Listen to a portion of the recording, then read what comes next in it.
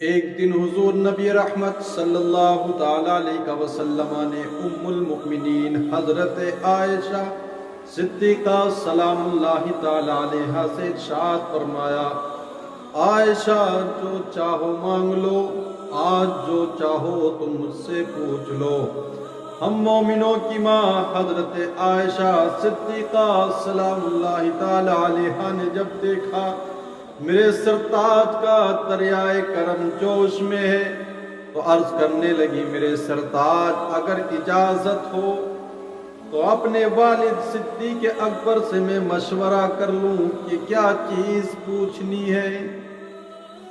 آقا دو جہاں صلی اللہ تعالی علیہ وسلم نے ارشاد فرمایا، عائشہ جاؤ صدیق اکبر سے اپنے والد سے بھی مشورہ کر کے آؤ۔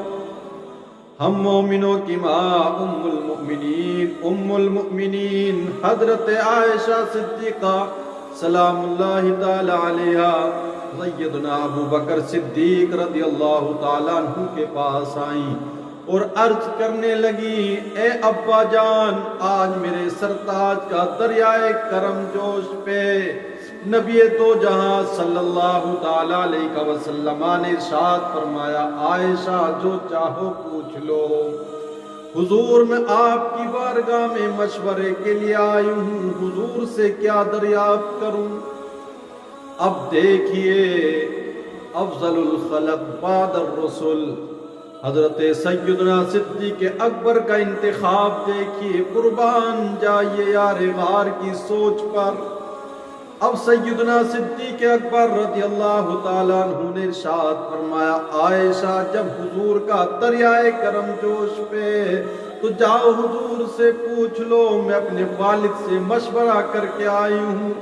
اور سیدنا صدیق اکبر نے ارشاد فرمایا، جا کر کے پوچھ لو کہ حضور معراج کی رات میں رب کے قرب خاص میں جب آپ کی ملاقات ہوئی اور اس درمیان میں جو راز و نیاز کی باتیں ہوئی، ان راز کی باتوں میں سے کوئی ایک بات ارشاد فرما دیں۔ حضرت عائشہ صدیقہ سلام اللہ تعالی علیہ سیدنا صدیق اکبر کے پاس سے واپس حضور کے دیار محبت میں حاضر ہوئی۔ حضور نے ارشاد فرمایا، عائشہ مشورہ کر آئی؟ کہا ہاں میرے سرتاج مشورہ کر آئی ہوں۔ کہا صدیق اکبر نے کیا مشورہ طے پایا تم دونوں کے درمیان میں؟ تو حضور نبی رحمت صلی اللہ تعالی علیہ وسلم کی زوجہ محترمہ ہم مومنوں کی ماں حضرت عائشہ صدیقہ سلام اللہ تعالی علیہ نے عرض کیا، حضور والد بزرگوار نے عرض کیا ہے، حضور رب کی اور آپ کی جو ملاقات ہوئی اس درمیان میں جو راز کی باتیں ہوئی ہیں ان میں سے کوئی ایک راز کی بات بتا دیجئے۔ اب حضور نے سنا تو لبوں پر مسکراہٹ آئی۔ اب یا تو حضور اس لیے مسکرائے ہوں تو صدیق اکبر کا انتخاب دیکھو کیسا انتخاب ہے، یا پھر حضور اس لیے مسکرائے کہ جو بات راز کی تھی اب بتائی جائے گی، اس لیے کہ وعدہ کر چکا ہوں، اختیار دے چکا ہوں، جو چاہو پوچھ لو، تو پھر وہ راز نہیں رہے گا۔ حضور نبی رحمت صلی اللہ تعالی علیہ وسلم نے ارشاد فرمایا، عائشہ ان راز کی باتوں میں سے ایک راز کی بات یہ ہے، میرے رب نے ارشاد فرمایا، پیارے تیری امت میں کوئی بھی فرد قیامت تک اگر کسی ٹوٹے ہوئے دل کو جوڑنے کا کام کرے تو میں محمد ضمانت دیتا ہوں اس کو بے حساب جنت میں داخل کیا جائے گا۔ اب واپس آئیں سیدنا صدیق اکبر کے پاس، کہا حضور نے کیا راز کی بات بتائی؟ تو سیدنا صدیق اکبر کے پاس آ کر ام المؤمنین حضرت عائشہ صدیقہ سلام اللہ تعالی علیہ نے عرض کیا، میرے والد بزرگوار نبی نے ارشاد فرمایا کہ اللہ نے ارشاد فرمایا کہ جو ٹوٹے ہوئے دلوں کو جوڑ دے رب اس کو بے حساب جنت میں داخل فرمائے گا۔ سیدنا صدیق اکبر نے جب اتنا سنا आंखों से आंसू बहने लगे।